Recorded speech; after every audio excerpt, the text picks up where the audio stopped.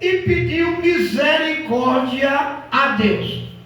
E a palavra de Deus nos diz, no livro de Isaías, capítulo de número 1, versículo de número 18, Isaías, capítulo 1, versículo de número 18, teus pecados pode ser vermelho como escarlata, eles se tornarão mais branco que a lã, porque o sangue de Jesus Cristo purifica de todo pecado. Escrito está em João, capítulo de número 1, versículo de número 7. 1 João, capítulo 1, versículo de número 7. O sangue de Jesus Cristo purifica a gente de todo pecado. Enquanto nós temos fogo de vida, nós temos salvação. Depois da morte, segue-se a juízo. Nós podemos lembrar a história daqueles dois ladrões que foram crucificados junto a Jesus, um à sua esquerda, outro à sua direita e Jesus no meio. E um dos ladrões, blasfemava de Jesus, dizendo: se tu és o Filho de Deus, se tu tens poder, se salva e salva nós também.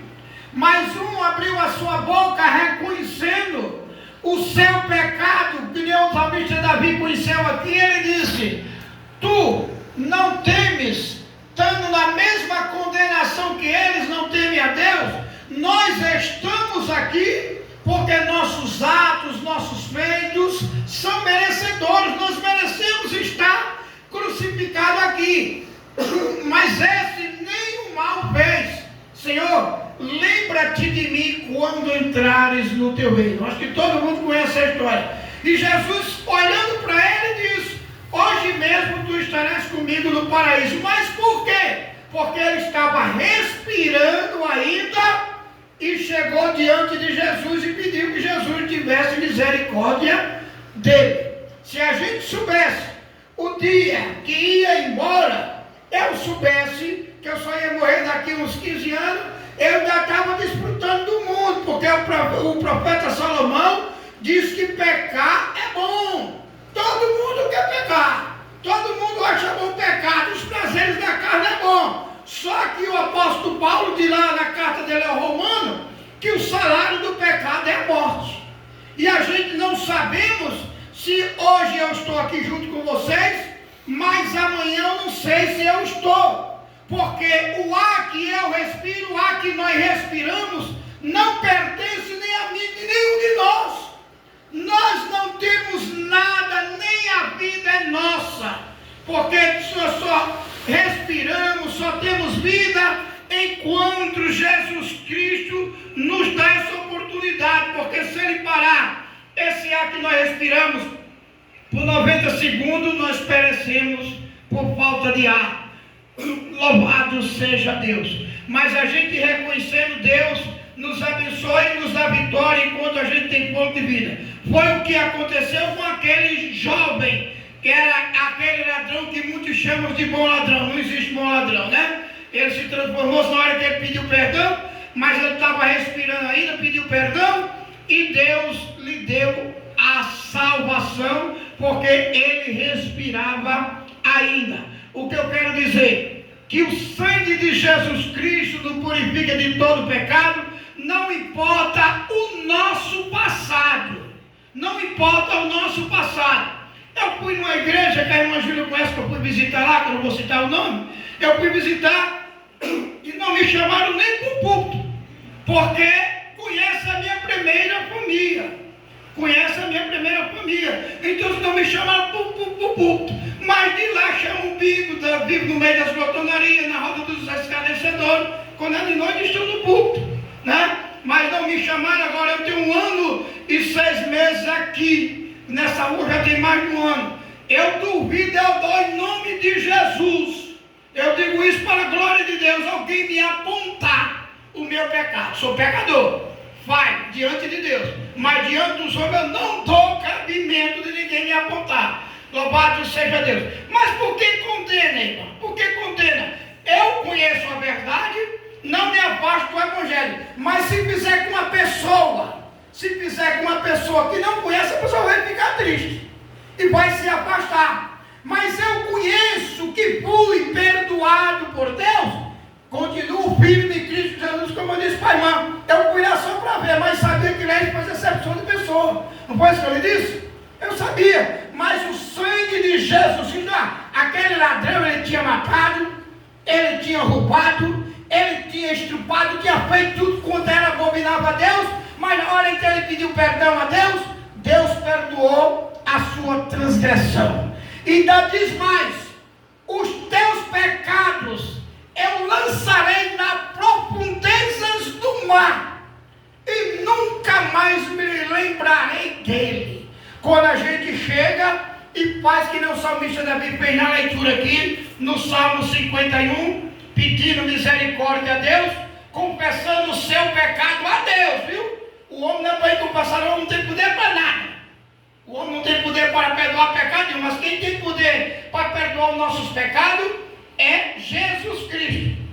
E essa confissão nós fazemos de coração para coração. Nós de Jesus, perdoa, tem misericórdia de mim, tira a escuta e nos purifica de todo pecado e não leva em conta o tempo da nossa ignorância. Louvado seja Deus.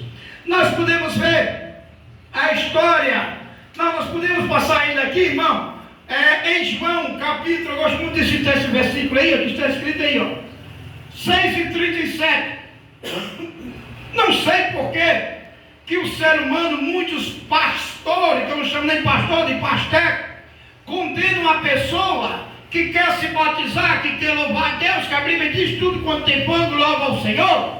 A Bíblia dá a permissão da irmã sair dizendo, hoje, amanhã, na hora que a irmã aceitou Jesus, sai dizendo que Jesus é bom, sai dizendo que eu era, hoje não sou mais.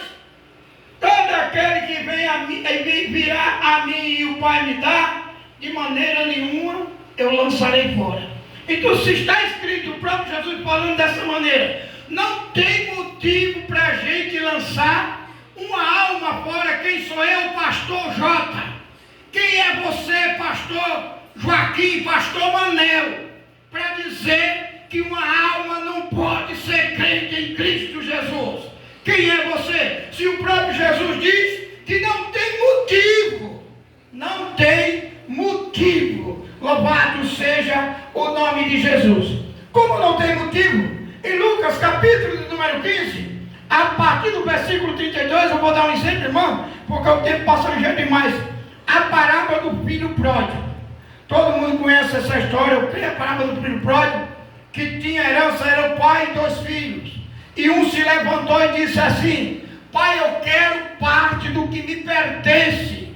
Louvado seja Deus. E o pai não fez questão, pegou, partiu, deu a parte dele. E ele saiu do mundo. Está em Lucas, a partir do versículo 15, a partir do versículo 22. Como eu reduzir a história, não vou ler, porque o tempo corre muito depressa. Ele foi e gastou todo o seu dinheiro, diz a palavra de Deus, com farra, com bebedeira e com prostituição. Está escrito, viu? Louvado seja Deus. Mas ele agora gastou tudo quanto tinha. Não tinha mais nada. Estava passando fome, se alimentando, trabalhando já de empregado. Um homem que tinha tudo, jovem que tinha tudo, na casa do seu pai. Agora estava se alimentando de bolotas de porco. Comida de porco ele estava comendo para sobreviver. Ele disse, lá na casa de meu pai, os jornaleiros, seus trabalhadores, vivem melhor que eu. Me arrependo e vou ter com meu pai. E a palavra de Deus diz que ele foi ter com seu pai. De longe ele viu o pai dele. Da mesma forma o pai dele avistou ele. E o pai não esperou que ele chegasse até o alpendre da casa onde ele estava. Diz a palavra de Deus que ele correu e foi ao encontro daquele jovem. Aquele jovem via sujo, fedendo. Porque esse exemplo, fedendo, que fede diante de Deus é o pecado da pessoa. Fede nas narinas de Deus, mas mesmo assim com a sua fedentia, com o seu pecado, Deus a ama, Deus abraça. Aquele pai saiu correndo, abraçou aquele seu filho fedendo e disse: olha, traz uma roupa, um terno limpo para ele. Louvado seja Deus. E deu um terno bonito a ele, um terno limpo, que esse terno significa purificação de pecado, limpeza daquele corpo. Agora o Espírito Santo de Deus, que foi um anel de ouro que ele colocou no seu dedo, que representa o Espírito Santo. Então não tem motivo para a gente lançar uma alma de Deus fora. Voltou, quer louvar a Deus, quer tomar ceia, toma, quer ser batizado, vai ser batizado em nome de Jesus. Louvado seja Deus. Este é o Evangelho da Cristãos Unidos no Brasil. É um Evangelho de salvação, sem exceção de pessoa e sem pensar naquele amor que é real. Sem pensar naquele amor que é real. O meu presidente, pastor presidente, vinha para cá. Agora no período dessa semana, não veio porque trabalhando de pedreiro, fazendo cobertura de uma casa, um caio quebrou e ele desceu, se acidentou, está se recuperando. Mas 28 anos de pastorado, 28 anos de ministério, só na Cristãos Unidos, mas ainda trabalha para sobreviver, porque o que ele ganha para ajudar o necessitado dentro da igreja lá, em nome de Jesus, a Ana sabe disso aí. Lá é uma bênção a igreja de Deus, Cristãos Unidos em Horizonte. Louvado seja Deus. Nós encontramos quanto Jesus ama o pecador quando ele se hospedou na casa de um homem por nome Zaqueu, publicano e pecador. E as pessoas agora chegaram: quem é esse aí que diz que é o Filho de Deus e vai se hospedar na casa de um publicano e pecador? Louvado seja Deus. Mas Jesus, conhecendo os corações dele, está escrito, irmão, em Lucas capítulo 19, versículo de número 8 e número 9. Aí Zaqueu reconheceu. O salmista Davi reconheceu. Eu reconheci, você reconheceu. Quem não falta reconhecer, reconheça. Este homem era um publicano, ele desfrutava, ele roubava os outros com impostos, ele vivia de falcatruas. Este homem por nome Zaqueu, ele disse: Senhor, se eu pequei contra ti, tudo que eu fiz, eu vou vender e distribuir com os pobres, mas tem misericórdia de mim. Aí Jesus olhou para ele e disse: Zaqueu, hoje chegou salvação nesta casa, porque o Filho do Homem vem buscar e salvar todos aqueles que se acham perdidos, ou seja, todos aqueles que necessitam de salvação. Louvado seja o nome de Jesus.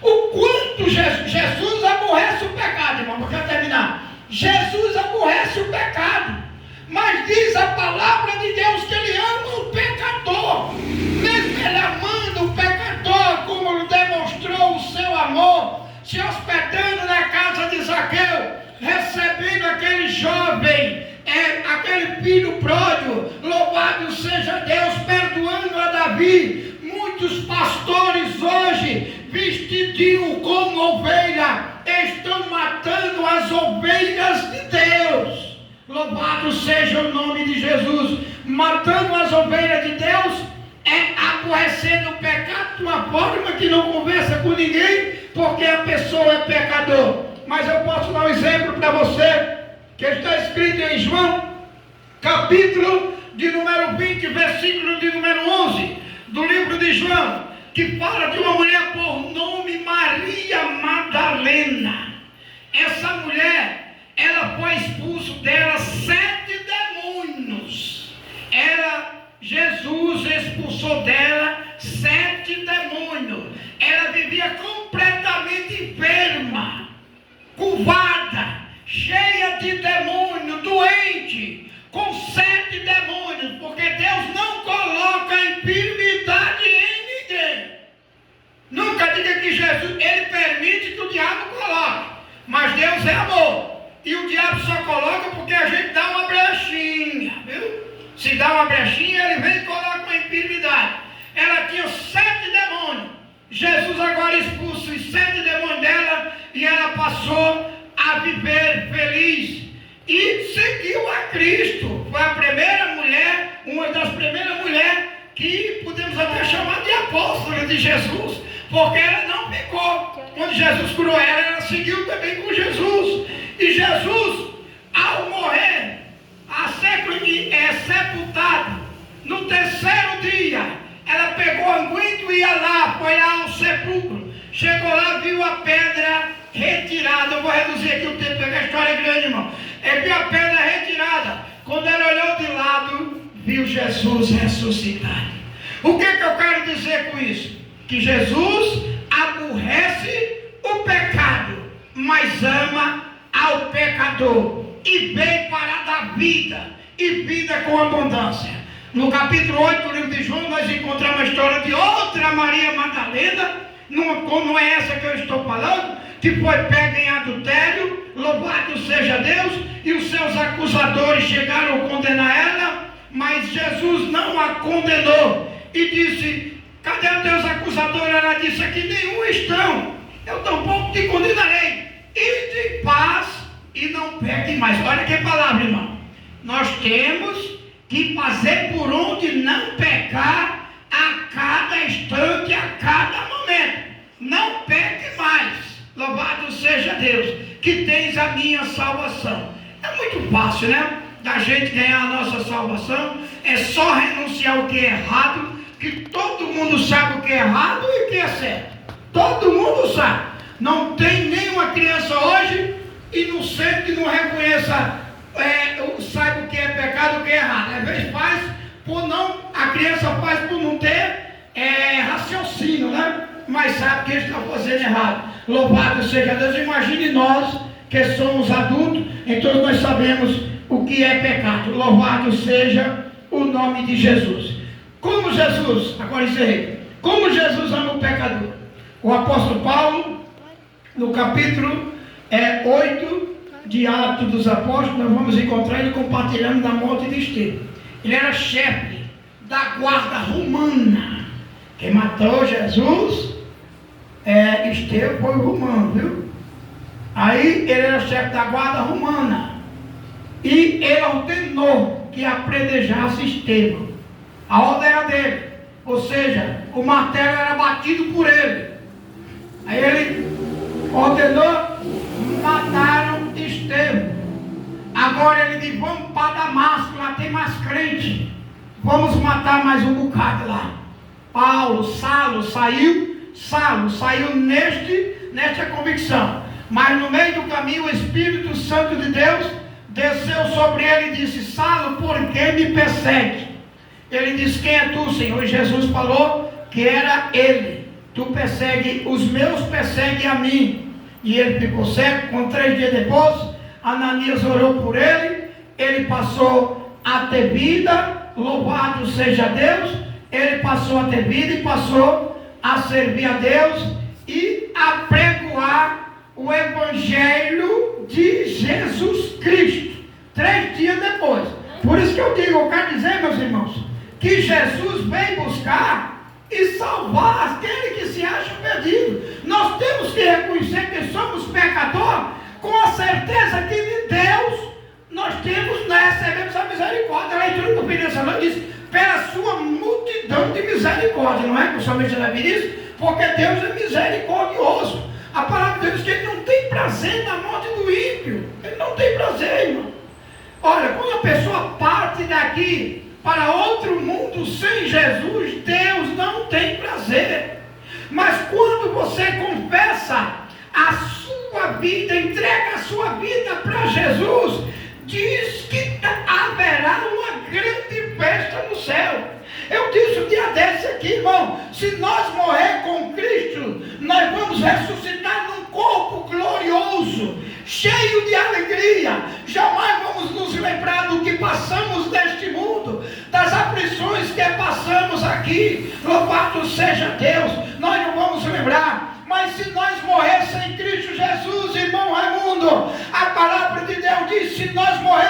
sentindo uma dor de cabeça e gritando: ai minha cabeça vai ressuscitar para prestar conta diante de Deus, sofrendo do mesmo jeito. E aquele sofrimento é eternamente, diz no livro de Marcos, quando o bicho nunca morrerá. Mas Deus, como é amor, Ele diz: eu ponho diante de ti dois caminhos, o caminho da vida e o caminho da morte. A escolha é sua. Você tem livre-arbítrio para escolher o caminho que deve seguir. Ontem eu disse para um irmão meu que se dedicou, afastado e voltou ao mundo, e eu disse para minha família lá no Rio Grande: se ele escolheu o caminho da morte, é com ele, né? Se ele escolheu o caminho da vida, ele vai dizer. Se escolheu o caminho da morte, é com ele, Deus. Agora, ele está no meio de uma família que tem 80% de cristão, e ele é um dos meus irmãos que não quer nada na vida. Está um pouco deficiente da vista, mas eu estava ajudando, meus irmãos estavam ajudando. Ele tem um quartinho, tem alimento com a irmã minha paz, tem uma coisa, tem outra, louvado seja Deus, alimento, mas mesmo assim sai para as coisas erradas. Eu digo: lavo as mãos, eu da minha parte eu lavo as mãos, amém? Louvado seja Deus, porque Deus é amor. A pessoa escolheu o caminho da morte, mas dele. Um dia você vai cair. Que você escolheu o caminho da morte, você vai cair no abismo, né? É aquela história: se eu quero ir para Fortaleza, eu não vou pegar a 404 no rumo de Pedro II, não. Eu tenho que pegar o ônibus para ir para Fortaleza. Então, se eu quero ir para o céu, eu vou pegar o caminho certo, que é Jesus Cristo. Eu sou o caminho, a verdade e a vida. Ninguém vai ao Pai a não ser por mim. Que Deus abençoe, em nome de Jesus. Amém?